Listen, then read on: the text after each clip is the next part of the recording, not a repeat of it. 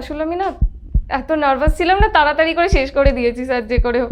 ঠিক আছে, একটু হালকা একটু এদিকে তাকিয়ে গল্পের মতো করে একটু আচ্ছা। বলার দরকার আছে।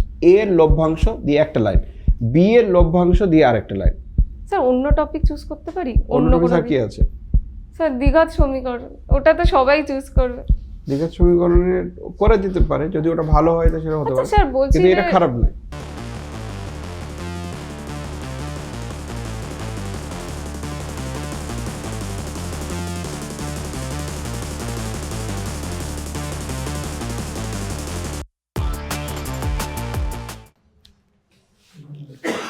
আচ্ছা, গুড আফটারনুন স্টুডেন্টস। আজকে আমি তোমাদের একটা নতুন বিষয় স্টার্ট করব।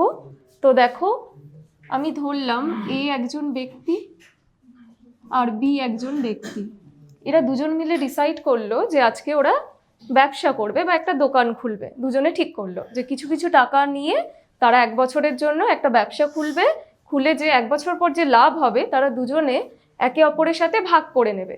তো এই যে ওরা একসাথে ব্যবসা করছে, লাভ বা ক্ষতি যাই হচ্ছে তারা নিজেদের মধ্যে ভাগাভাগি করে নিচ্ছে, এই যে বিষয়টাকে, এটাকেই বলি আমরা অংশীদারি কারবার। তো আজকে আমরা পড়ব অংশীদারি কারবার।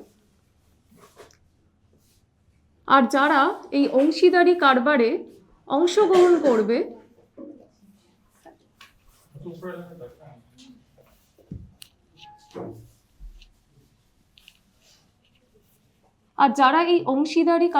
অংশগ্রহণ করবে তাদেরকে আমরা বলবো অংশীদার, যেমন এ আর বি।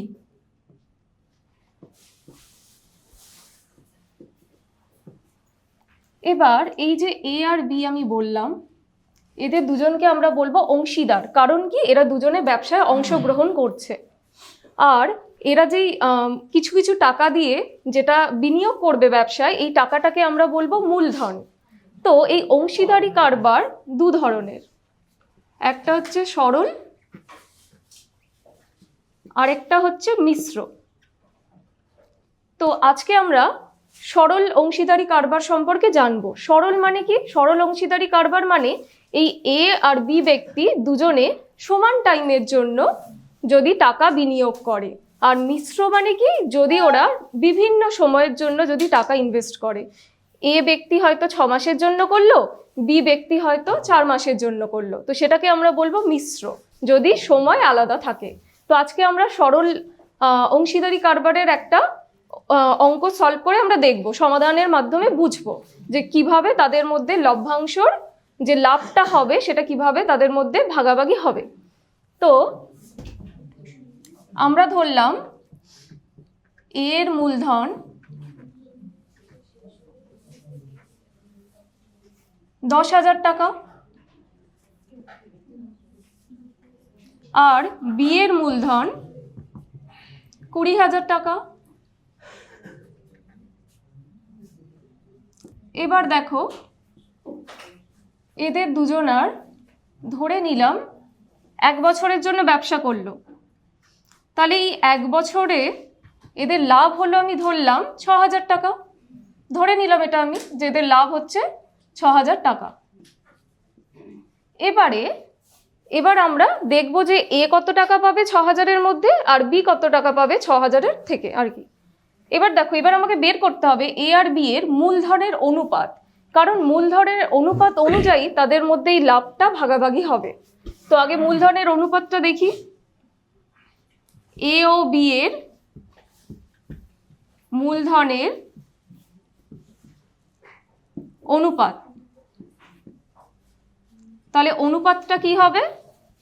10,000 টাকা মানে 10,000 = 20,000। তাহলে এখানে 3টে 0 কেটে গেল, আরেকটা 0 কাটতে পারছি আমরা, তাহলে 1:2। তাহলে এদের মূলধনের অনুপাত হলো 1:2। তাহলে এবার দেখি আমরা 6,000 টাকা থেকে এ কত পাবে আর বি কত পাবে দেখি। তাহলে লাভের 6,000 টাকা থেকে এ পাবে, এ কত পাবে? দেখো 6,000 টাকা ইন্টু এর অনুপাত কত? দেখো এ পাচ্ছে, এর অনুপাত হচ্ছে 1, এ প্রথমে আছে 1, আর টোটাল বাই টোটালটা নেবো, টোটাল হচ্ছে 1 + 2 3। তাহলে এটা কাটাকুটি করলে কত পাবো? 3 দিয়ে কাটলে এটা পাবো 3 2 যা 6, 2000, 2000 × 1 2000 টাকা। একইভাবে তাহলে বি কত পাবে? তাহলে বি পাবে 6000 টাকা থেকে বি কত পাবে? তাহলে বি এর অংশটা দেখো 2, আর টোটাল কত? 3, 3-এর মধ্যে বি এর অংশ হচ্ছে 2, তাহলে এটা কাটাকুটি করলে এটা পাবো 2000, মানে পাচ্ছি আমরা 4000, 4000 টাকা। তাহলে এটার মাধ্যমে আমরা বুঝলাম যে এ কত পাবে আর বি কত পাবে। ঠিক আছে, ঠিক আছে। অংশীদারি কারবারটা আরো সুন্দর মজা করে পড়ানো যায়। এই টপিকসটা বাস্তব সংখ্যা আর অংশীদারি কারবার, এই দুটোর মধ্যে অংশীদারি কারবারটা বেস্ট হবে। আচ্ছা, কারণ বাস্তব সংখ্যাটা আসলে সেইভাবে রসকস নেই, এর নোটেশনকে কি করব, কিন্তু অংশীদারি কারবার শুরুর সময় একটু আরো ভালো করে বলা উচিত ছিল যে বিজনেস বিভিন্ন রকম হতে পারে। হ্যাঁ, তা দুই বন্ধু মিলে কোন কি করলো, মানে দোকান করলো না কি করলো, সেটা পরিষ্কার থাকতে হবে। আচ্ছা আচ্ছা তো যেটা হবে সেটা বলতে হবে যে দুই বন্ধু মিলে একটা কাপড়ের দোকান করলো, আচ্ছা আচ্ছা দুই বন্ধু মিলে একটা মোবাইলের দোকান করলো, দুই বন্ধু মিলে একটা বাইকের শোরুম খুললো, সেটা হতে পারে। তাহলে বাইকের শোরুম খুলতে গেলে তো মূলধন লাগে, বাইকের শোরুম খুললে টাকার অ্যামাউন্টটা বেশি করতে হবে। তাই কাপড়ের দোকান করলো, সেই কাপড়ের দোকান করতে গেলে তাদের মূলধন লাগবে। তো মূলধনগুলো তারা একই সময়ের জন্য যদি দেয়, ওই যে সরল সুদটা, সরল যেটা, হ্যাঁ, আর মিশ্রটা কি সেটাও একটু পরিষ্কার করে দেওয়া, সরল মিশ্র। এছাড়াও কিন্তু আরও আছে। আচ্ছা আচ্ছা একজন বলল যে আমি শুধুমাত্র মূলধন দেব, একজন বলল আমি কিন্তু পরিশ্রম দিতে পারবো না, একজন বলল যে আমি পরিশ্রমটাও দেব, মূলধনও দেব, সেটাও একটা হতে পারে। তাহলে তার অনুপাতও হতে পারে। তা আরও একটু বলে কনফিডেন্সটা ঠিক ছিল, টন্টিংটা ভালোই ছিল, অসুবিধা ছিল না। কিন্তু এই যে ভাগ হারগুলো বলা, যেমন লাভের এত টাকার মধ্যে এ পাবে না বলে আমি বলবো এর লভ্যাংশ। আচ্ছা আচ্ছা তাহলে ওটা টন্টিংটা কেমন? লভ্যাংশ মানে কি? লাভের অংশ আমি বলতে সুযোগ পাচ্ছি। আচ্ছা তাহলে মোট লাভ কত? বলবো মোট লাভ হচ্ছে 6000 টাকা। তা 6000 টাকা থেকে আরেকটা জিনিস দেখো, এ আর বি এর অনুপাত যেটা পেলাম, আমি বললাম যে এ আর বি এর অনুপাত, সেখানে আচ্ছা মূলধনের অনুপাত সেটা 1:2। এই 1 আর 2 এই দুটো থেকে কি বোঝা যাচ্ছে যে 2 বড়, তাহলে বি কিন্তু বেশি টাকা পাবে আচ্ছা আর এ কিন্তু কম টাকা পাবে।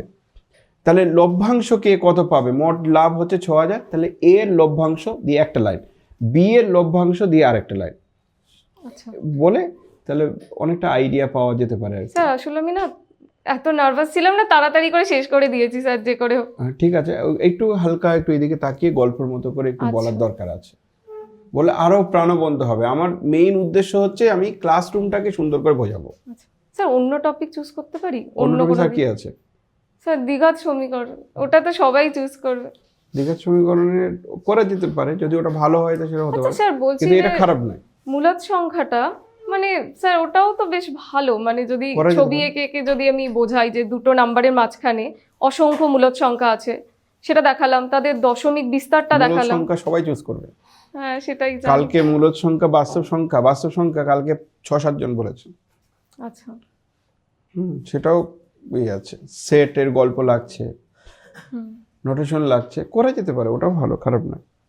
ঠিক আছে। হ্যাঁ ঠিক আছে।